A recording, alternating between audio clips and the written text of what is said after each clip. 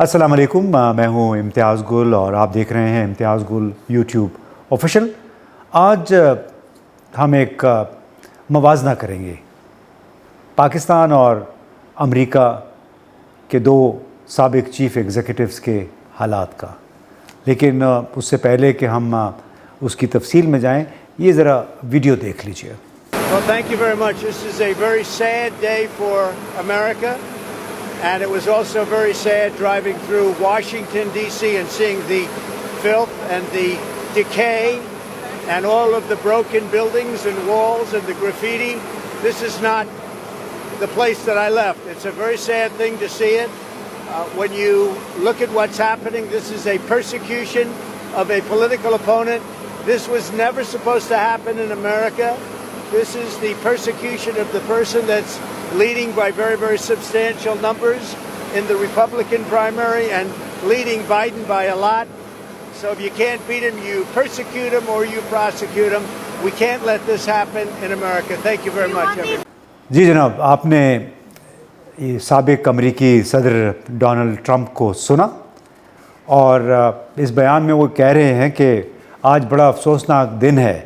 Washington میں کوڑے cricket اور گندگی کے ڈھیر دیکھ کر بڑا افسوس ہوا۔ دیواروں پہ، سڑکوں پہ کچرا ہے، لوگوں نے پینٹ کیے ہوئے ہیں، پتہ نہیں کیا کیا نعرے لکھے ہوئے ہیں۔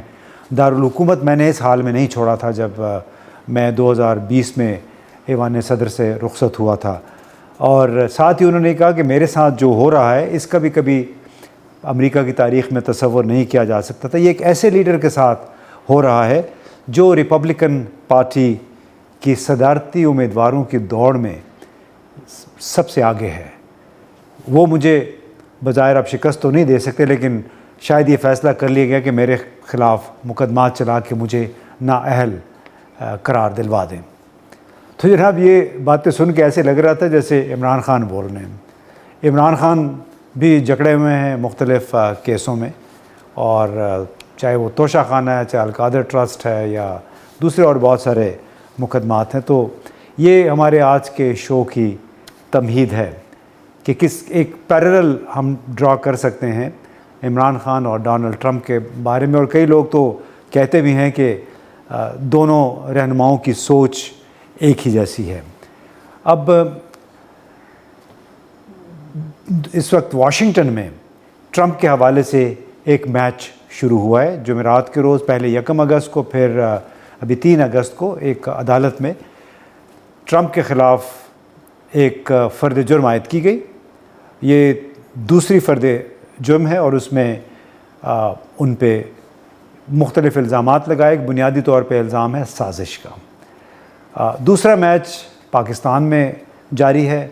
مارچ 2022 میں عدم اعتماد کے ووٹ کے ساتھ شروع ہوا۔ 9 اپریل 2022 کو عمران خان کی حکومت ختم ہوئی، اور اس کے بعد سے جو سلسلہ شروع ہوا وہ پھر آپ نے دیکھا 9 مئی کا واقعہ ہوا، اور اس حوالے سے بھی عمران خان اور ان کے ساتھیوں کو اس وقت سامنا ہے متعدد مقدمات کا۔ تو اب ہم نے سوچا کہ ان دونوں میں مماثلتیں کیا ہیں، یعنی قدر مشترک کیا ہے، اور پاکستان اور امریکہ کے نظام میں فرق کیا ہے، جس کی وجہ سے امریکہ ویسے ہی چلے جا رہا ہے، اس کے امیج کو کوئی فرق نہیں پڑا، جبکہ پاکستان میں بہت ایک لحاظ سے مایوسی پھیلی ہوئی ہے، اور لوگ بڑے خوف و ہراس میں بھی مبتلا ہیں۔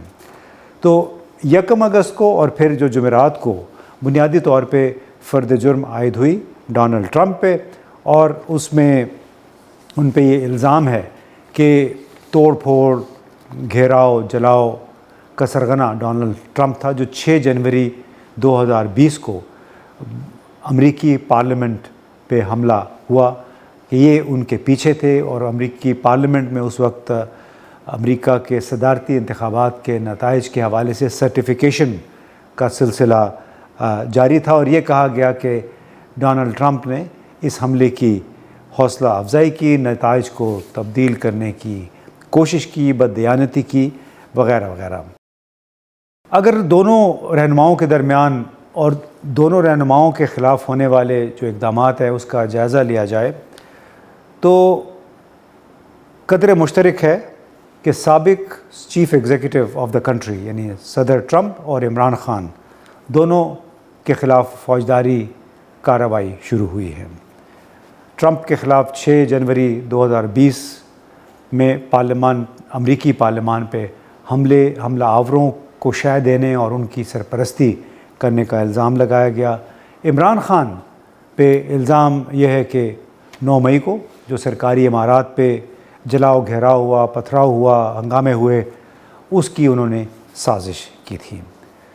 اب دوسری قدر مشترک ان کے درمیان یہ ہے کہ یہ اینٹی وار ہیں، جنگ کے خلاف ہیں یعنی، اور سرکاری فوجی اخراجات میں کمی چاہتے ہیں۔ عمران خان کے بھی بلکہ پہلے ٹرمپ کی بات کر لیں کہ انہوں نے دوران صدارت بہت ساری جنگی مشقوں کو منسوخ کیا جو ان کی پینٹاگون نے ترتیب دی ہوئی تھی۔ اس طرح انہوں نے فوجی اخراجات، مشقوں کے اخراجات نیٹو ممالک سے وصول کرنے پر بھی زور دیا، کیونکہ انہوں نے کہا کہ یہ تو ہم سب کا مشترکہ مسئلہ ہے، ہم صرف امریکہ یہ اخراجات کیوں برداشت کرے۔ تو اس طرح وہ بڑے غیر مقبول ہوئے پینٹاگون میں، یعنی جو وہاں کی ملٹری اسٹیبلشمنٹ ہے وہ اچھے ان کو نہیں لگے۔ اس طرح ریپبلکن پارٹی میں بھی ان کو کوئی اچھی نظر سے نہیں دیکھا گیا، لیکن وہ ان کے ساتھ کھڑے رہے، وہ اب اس کا ہم بعد میں ذکر کریں گے۔ عمران خان پر جیسے میں نے کہا الزام تھا 9 مئی کا، سرکاری املاک کو نقصان پہنچانے کا، مقدمے ان کے خلاف جاری ہیں، اور اس پاداش میں ڈاکٹر یاسمین راشد، شہریار آفریدی، سینیٹر اعجاز چودھری، محمود رشید، عمر سرفراز چیمہ اور کچھ عرصہ پہلے تک علی محمد خان، یہ سب اس کی سزا بھگت رہے ہیں، یعنی ان پہ بھی وہی الزامات ہیں جو عمران خان پہ ہیں۔ اب دوسری ایک مماثلت یہ تھی کہ دونوں کے خلاف پارلیمنٹ میں قانون سازی بھی ہوئی۔ ٹرمپ کے خلاف مواخذے کی کارروائی شروع ہوئی تھی سینٹ میں، لیکن وہ ناکام ہوئی۔ عمران خان اور پی ٹی آئی کے حوالے سے اور پاکستان کی سیکیورٹی اسٹیبلشمنٹ کے حوالے سے قانون سازی وہ باقاعدہ پارلیمان میں ہوئی۔ اب 6 جنوری 2020 کے واقعات کے حوالے سے خصوصی مقدمہ جو چلا سینٹ میں، اس میں سزا نہیں ہو سکی، اور کیونکہ 2/3 اکثریت حاصل نہ ہوئی، 2 مرتبہ ڈونلڈ ٹرمپ الزامات سے بری ہوئے۔ اب اہم بات یہ ہے کہ اس تمام پروسیس میں تقریباً تمام ریپبلکن ارکان پارلیمنٹ ان کے ساتھ رہے۔ دوسری طرف پاکستان میں اگر آپ دیکھیں تو پی ٹی آئی کے اپنے سرکردہ لوگ جماعت کو چھوڑ گئے، 20 ارکان باغی ہو گئے، خاص طور پر 9 مئی کے بعد فواد چودھری، اسد عمر، عمران اسماعیل، علی زیدی، ایسے انتہائی قریبی اور معتمد ساتھی، پرویز خٹک، وہ پارٹی کو چھوڑ گئے۔ اب اس کا اگر دوسری طرف ہم دیکھیں کہ ڈیموکریٹک پارٹی جو کہ ٹرمپ کی مخالف پارٹی ہے، انہوں نے بھرپور کیمپین کی اور ساتھ میں 6 ریپبلکنز کو بھی ملایا جب وہ مواخذہ کرنا چاہ رہے تھے ٹرمپ کا۔ لیکن پاکستان میں جو ہم نے دیکھا کہ ان کو نیچا دکھانے کے لیے، ان کو جکڑنے کے لیے پی ڈی ایم کے ارکان نے بھرپور کوشش کی، اور وہ اسٹیبلشمنٹ کے ہر اس قدم کے انہوں نے ساتھ دیا، بلکہ اس کو بڑھاوا دیا جو پی ٹی آئی کے خلاف وہ کرتے دکھائی دے رہی تھی۔ جو پی ٹی آئی کے زمانے میں اعداد و شمار تھے اقتصادی ترقی کے حوالے سے، ان کو بھی توڑ مروڑ کر پیش کیا گیا، اور شہباز شریف اور ان کے ساتھی ہر موقع پر آرمی چیف کی مدح سرائی کرتے رہے ہیں، اب بھی کر رہے ہیں۔ 2 دن پہلے بھی شہباز شریف صاحب نے کہا کہ جو 12 کو کا انٹرچینج بنا ہے اس میں بھی آرمی کے سربراہ جنرل عاصم منیر کا ذاتی بڑا کنٹریبیوشن شامل ہے۔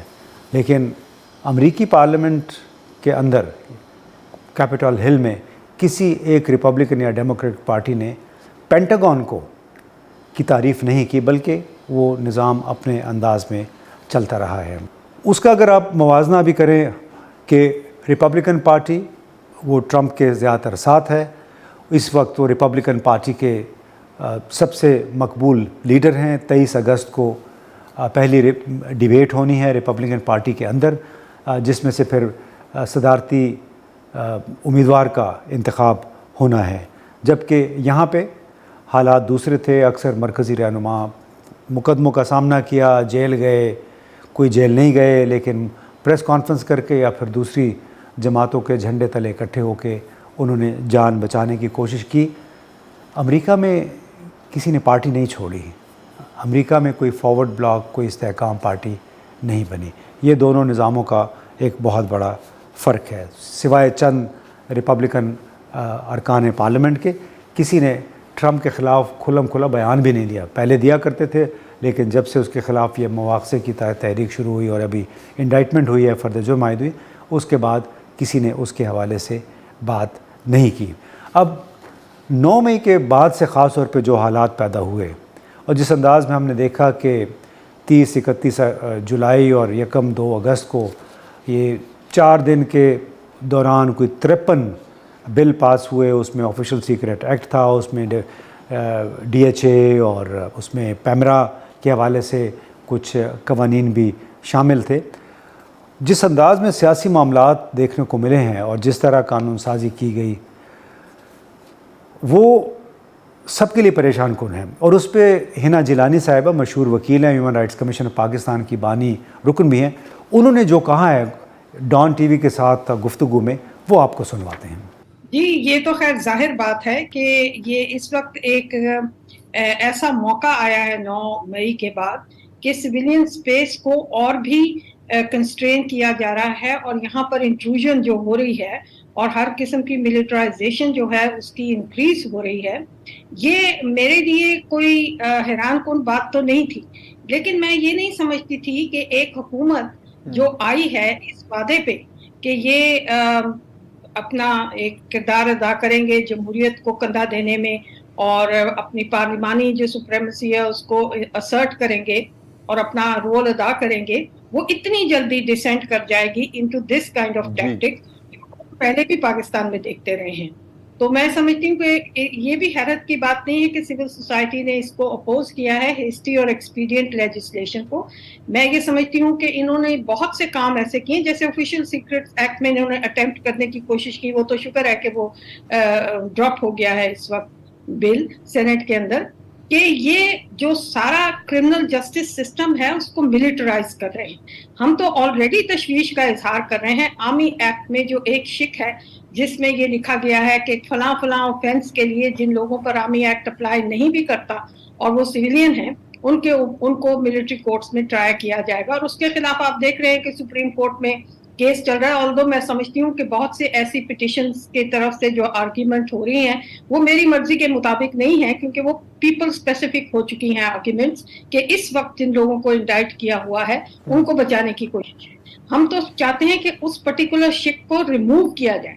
دوسرا، آفیشیل سیکرٹس ایکٹ کے حوالے سے آپ لوگوں نے صحیح تشویش کا اظہار کیا۔ یہ تو ایک ایسا قانون ہے جو ختم ہو جانا چاہیے۔ 1923 کا قانون ہے اور 2023 میں اس کو اور مضبوط کیا جا رہا ہے اور دانت دیے جا رہے ہیں، which is ridiculous۔ پھر انہوں نے جو کوشش کی ہے، یہ جو ای سیفٹی اور دوسرے ڈیجیٹل معاملات میں مداخلت کرنے کی، ڈیٹا پروٹیکشن ایکٹ وغیرہ کے ذریعے سے، یہ تو بڑے کھلے طریقے سے زبان بندی کا ایک طریقہ کار استعمال کیا۔ تو یہ ریاست جو ہے اس میں جن کی بھی مرضی پہ یا جن کی بھی انسٹیگیشن پہ یہ لیجسلیشن لائی جا رہی ہے، جو ذمہ داری ہے وہ تو اس حکومت پہ آئے گی۔ اور اگر ان کا یہ خیال ہے کہ یہ بڑی ایک فخر کی بات ہے، جیسے آج پرائم منسٹر نے کہا کہ مجھے فرق نہیں پڑتا کہ اگر مجھے کوئی یہ کہے کہ میں آرمی کے ساتھ ملتا رہتا ہوں اور ان سے معاملات طے کرتا ہوں، آپ کو نہیں، ان کو نہیں پڑتا ہوگا، ہمیں پڑتا ہے۔ And we matter. I want to remind ہم کہ یہ مائنڈ وہ ہے کہ جو ریالٹیز کے ساتھ کمپرومائز کرتے ہیں۔ We are in the business of changing these reality. یہ ظاہر ہے کہ ڈیسپریشن میں ہیں، اور ان کا جو ایک واپڈ آئیڈیا ہے نا کہ جس نے میس مچایا ہے وہ اس میس کو کلیئر کرے، تو یہ انڈیکیٹ کرتا ہے کہ اپنے اوپر ان کو کتنا کانفیڈنس ہے۔ اگر یہ اس قابل بھی نہیں ہے کہ پولیٹیکل میس جو کسی نے بھی مچایا ہو، کسی ایک پولیٹیشین نے مچایا ہو یا ادارے फौज ने मचाया हो, ये अगर इस काबिल भी नहीं है कि अपनी कोई पॉलिटिकल फहम की वजह से और उसके जरिए से ये मैसेज सॉर्ट आउट करें, तो फिर ये क्यों खड़े होते हैं as leaders? So these are some of the things that disturb us because we are left with no choice. एक तरफ एक menacing vicious opposition बैठी है, दूसरी तरफ एक ऐसी हुकूमत है और एक ऐसा अलायंस है of multiple parties जिनका ये अव्वलीन फर्ज होना चाहिए था कि जमहूरियत की डगर को वापस इस मुल्क को लाएं और जिस लेवल की जमहूरियत थी और उसको प्रोग्रेस कराएं, उसको डेवलप करें। ये इतनी डिटीरियोरेट एकदम कर गए हैं इनकी जो मामलात हैं कि इतनी ओपनली, देखिए पहले भी बहुत से लोगों की पुष्ट पनाही फौज करती थी और उनको लाती थी, पहला सिलेक्टेड नहीं आया था 2018 में, लेकिन कम से कम इनमें इतनी शर्म थी कि ये उसको ग्लोरीफाई नहीं करते थे, उसको ओन नहीं करते थे, छपाते थे, एम्बैरेसमेंट समझते थे। अब इन्होंने ये एक तरीका बना लिया है कि हमें कोई नहीं, भाई साहब ये जो हमारे करंट प्राइम मिनिस्टर हैं ये शेख रशीद तो नहीं है कि मैं गेट नंबर 4 का चौकीदार हूँ या उसका वहां पर वो हूँ क्लाइंट हूँ। He is the prime minister of this country with a long-standing history of politics. He should live up to that. Hina Jilani साहिबा की गुफ्तगू का जो उन्होंने डॉन टीवी के साथ की, लुब-ए-लुबाब यही था कि रियासत पाकिस्तान में फ़ौजदारी कवानीन को फ़ौज का लबादा पहना दिया गया है, उसमें से प्रोटेक्शन का एलिमेंट यानी शहरियों के तहफ़्फ़ुज़ का जो उनसर है वो कम से कम हो गया है और लोगों को कंट्रोल करने का उनसर उसमें बढ़ गया है। अब पार्लियामान को आप देखें कि पार्लियामानी जमातों की अक्सरियत ने पीटीआई के ख़िलाफ़ हर किस्म की कानून साजी में, हर किस्म के इक़दामात में वो आला कार बनी हैं। एक दूसरे से बढ़कर ऐसे कवानीन की मंजूरी में वो शामिल हैं जिनके ख़िलाफ़ अभी गार्डियन अखबार में भी एक मज़मून आया और human rights commission of Pakistan की जो हिना जिलानी साहिबा ने भी बात की और पीपल्स पार्टी के सेनेटर रज़ा रब्बानी साहब ने तो ऐसे कुछ बिलों का मुसवदा भी फाड़ दिया, ये कहकर कि मैं पार्लियामान में कानून साजी के लिए आया हूँ, किसी दरबार में नहीं आया। ये था, ये है पाकिस्तानी पार्लियामान की सूरत हाल, जबकि अमरीकी कांग्रेस में इस नौइयत की इस अमर की कोई नौबत नहीं आई, बल्कि वो अपनी रफ्तार के अपने अंदाज से वो अपनी कार्रवाई उन्होंने जारी रखी और अब वहाँ की अदालत में भी काम शुरू हो गया है।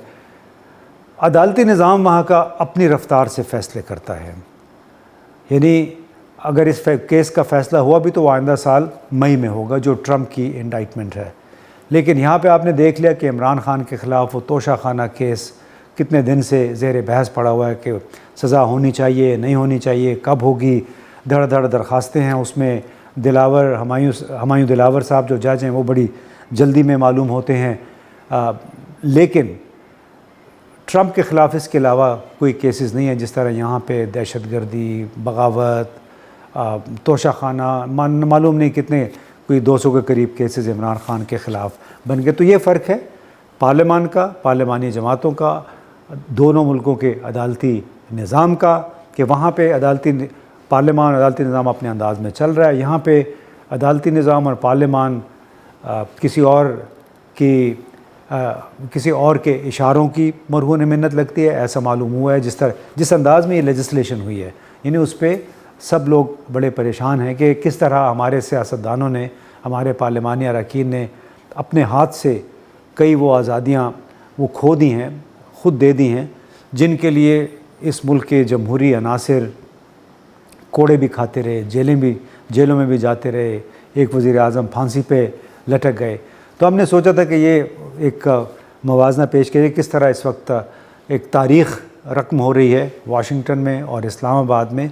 वहाँ एक साबिक़ सदर के ख़िलाफ़ फ़र्द जुर्म आयद हो चुकी है, यहाँ पे हमारे साबिक़ वज़ीर आज़म मुख्तलिफ़ केसों का सामना है, नाअहली का ख़तरा है और कोशिश ये है कि उनका ये जो जहनों में तसव्वुर है लोगों के वो ख़त्म कर दिया जाए, पार्टी को मफलूज कर दिया जाए। रिपब्लिकन पार्टी के साथ कुछ इस तरह नहीं हुआ जिसके सरबराह सदर ट्रंप थे। अब अल्लाह करे कि यहाँ भी हालात कुछ बेहतर हों और हम भी दुनिया से کچھ سیکھ سکے کہ جو دنیا کا کاروبار ہے پارلیمان کا، عدالتی نظام کا، حکومت کا، وہ آئین کے مطابق چلتا رہے تو پھر اس قسم کے شاید حالات پیدا نہیں ہوں گے۔